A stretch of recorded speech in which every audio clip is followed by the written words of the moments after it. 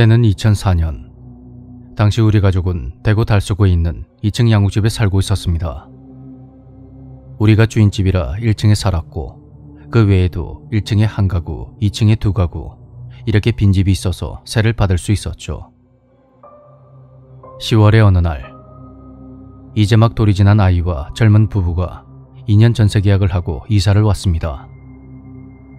가만 보니 남편은 백수였고 아내가 일을 다니면서 근근히 사는 것 같았습니다.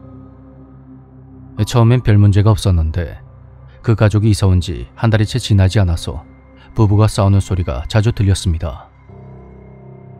그 뒤로 3개월 정도가 지났을 때 남편이 대뜸 저희 집에 찾아와서는 더 저렴한 가격에 나온 전셋집이 있다며 보증금을 돌려달라고 하는 겁니다. 부모님은 아직 계약도 한참 남았고 어린아이 데리고 또 이사하기 고생스럽지 않냐며 전세금 중 일부를 돌려줄 테니 계약을 다 채우는 게 어떻겠냐는 그런 제안을 했습니다. 솔직히 이 정도면 부모님도 나름 편의를 봐줬다고 생각했는데 그런데도 싫다며 무조건 이사를 하겠다고 하더군요. 그 가족이 이사를 왔을 때 그쪽의 요구로 집에 보일러를 새로 달아줬고 각 방과 화장실, 부엌 수리의 도배까지 돈이 꽤 들어간 상황이었습니다. 남편이란 사람은 당장 보증금을 달라며 막무가내였고 화가 난 부모님은 다음 세입자가 들어오면 돈을 돌려줄 테니 이사를 먼저 나가라고 했습니다. 이 사람들 정확히 3일 후에 짐을 빼버리더군요. 그러더니 다음 날부터 찾아와서 보증금 돌려달라고 떼를 쓰는데 처음에는 남편, 다음 날은 아내, 그 다음 날부터는 그 집 사돈의 팔촌까지 전부 다 우리 집에 데리고 와서 돈을 달라고 하는 겁니다. 부모님 입장에서는 그쪽이 원하는 대로 집수리에 인테리어까지 다 해줬는데 마음대로 계약을 파기하고도 모자라 몰상식한 행동까지 해버리니 상당히 골치가 아팠죠. 화가 머리끝까지 난 부모님은 다음 세입자가 들어오면 돈을 바로 주겠다고 못을 박았고 이렇게 자꾸만 괴롭히면 우리도 어쩔 도리가 없다며 선을 그어버렸습니다. 그렇게 2주일 정도 지났을 무렵 문제의 그 가족들은 발길을 딱 끊었고 우리는 주말을 맞아 오랜만에 외식을 했습니다. 그런데 밤 9시가 넘어서 집으로 가보니 도둑이 들었는지 집안이 엉망이 돼 있는 겁니다. 안방 한가운데는 피 묻은 식칼이 놓여져 있었고 너무 놀라고 당황해서 막 신고하려는 찰나 경찰이 찾아왔습니다. 우리가 집에 도둑이 든 것 같다고 말을 했더니 경찰분이 이런 말을 하더군요.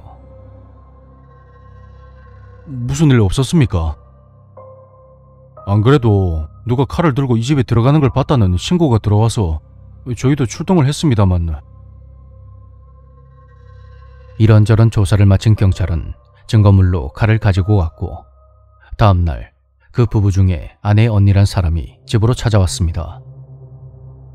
그녀는 어제 남자가 집에 찾아오지 않았냐고 물었고 그래서 부모님이 그건 모르겠고 어제 집에 도둑이 들어서 집안이 한바탕 난리가 났었다. 범인이 피 묻은 칼까지 두고 갔다고 그렇게 말을 했습니다. 그랬더니 여자가 갑자기 울면서 미안하다고 사과를 하는 겁니다. 알고 보니 전날 오후에 보증금 문제로 그 집 부부와 아내분 언니가 크게 싸웠다고 하더군요. 남편은 돈을 빨리 받아오지 않는다며 언니가 보는 앞에서 아내를 때렸고 부엌에서 식칼을 꺼내어 아내에게 휘두르더니 우리 가족들을 가만두지 않겠다며 갑자기 집을 나가버렸다는 겁니다. 알고 보니 그 언니가 경찰에 신고를 한 것이었고 경찰이 막 출동을 했을 때 우리 가족들도 집에 도착한 거였더군요. 다른 경찰이 남편을 잡으러 그 집에 갔을 때 남편은 자기 목을 칼로 찔러서 피를 흘리고 있었다고 합니다. 천만다행으로 부부는 목숨을 건졌고 부모님은 지인에게 빚을 내어서 그 돈을 바로 돌려줬습니다. 남편은 몸이 낫는 대로 무단 침입 및 살인미수로 구속된다고 했는데 그 뒤로 어떻게 됐는지 모르겠습니다. 만약 그날 가족 중 단 한 명이라도 집에 있었다면 외식을 나갔더라도 조금 더 빨리 집에 들어갔다면 어떻게 되었을지 지금 다시 생각해도 소름이 돋습니다.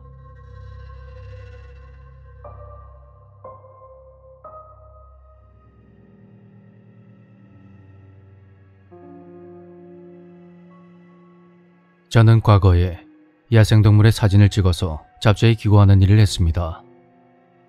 잡지는 자연과 환경에 대한 주제를 다루는 것이었고, 저는 밤중에 산에 텐트를 친 뒤 동물이 지나가는 걸 기다리며 사진을 찍었습니다. 야간에는 적외선 카메라를 설치하여 센서의 움직임이 포착되면 사진이 자동으로 찍히게 하는 그런 작업도 했었죠. 직업이 직업이니만큼 인기척 없는 산속에 혼자 틀어박혀 있는 것이 일상다반사였는데, 그것이 무섭고 두렵다고 느낀 적은 단 한 번도 없었습니다. 그날도 저는 촬영차 도쿄 서부 지역인 오쿠타마와 치치부 산지의 어느 골짜기로 갔습니다. 지도를 보며 산을 타고 올라가서 미리 생각해뒀던 곳에 도착해보니 시간은 오후 1시 정도였습니다. 우선 강가에 1인용 텐트를 세워놓고 오후 5시 무렵까지 낮잠을 자는 것이 평소 저의 작업 과정 중 일부였죠. 그때까지만 해도 저는 사람의 왕래가 거의 없는 이런 깊은 산속이 도시보다 훨씬 더 안전할 거라 생각하고 있었습니다. 저는 나뭇가지 사이에 라디오를 올려두고 곰이 싫어하는 소리를 틀어둔 뒤 눈을 감았습니다. 얼마나 지났을까? 잠에서 깨어보니 날이 다 저물어 있었고, 저는 텐트 안에 랜턴을 달아둔 뒤 장비를 챙겨서 헤드램프를 쓰고 밖으로 나갔습니다. 그 순간은 정말 기대와 긴장감이 묘하게 교차되는 때입니다. 그런데 텐트 밖으로 나와서 보니 골짜기 상류 쪽으로 10여 미터 떨어진 곳에 다른 텐트가 있는 게 보였습니다. 얼핏 보기에 파란색 텐트 같았는데 그곳은 딱히 낚시를 할 만한 곳도 아니었고 애초에 사람의 발길이 드문 외진 곳이었습니다.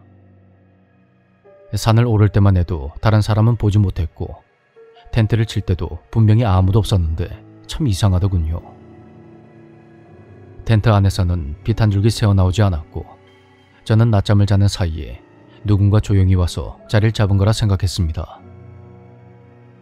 촬영 전 예비조사를 하기 위해 막 출발하려는 순간 파란 텐트 안에 불이 켜지면서 텐트가 갑자기 얼룩덜룩하게 바뀌는 겁니다.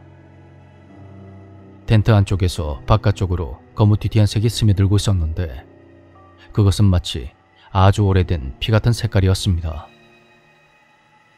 내가 먼저 가서 인사를 건네는 것이 예의인가 싶다가도 오히려 늦게 온 상대방이 아무 말이 없다는 것도 좀 이상했습니다.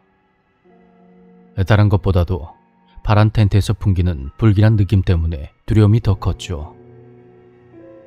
저는 바로 텐트를 접었고 파란 텐트 쪽은 되도록 보지 않으려고 노력하며 1km 정도 골짜기를 거슬러 위로 좀 더 올라갔습니다. 결국 그날 촬영을 포기하고 강 상류 쪽에 다시 텐트를 치고 보니 시간은 밤 9시가 다 되어 있었습니다. 간단히 요기를 하고 침낭 안에 들어가 잠을 청한 저는 뭔가 답답한 느낌에 땀을 흘리며 눈을 떴습니다. 시간은 새벽 2시 무렵이었고 저는 신선한 바깥 공기를 마시기 위해 텐트의 지퍼를 열었습니다. 그런데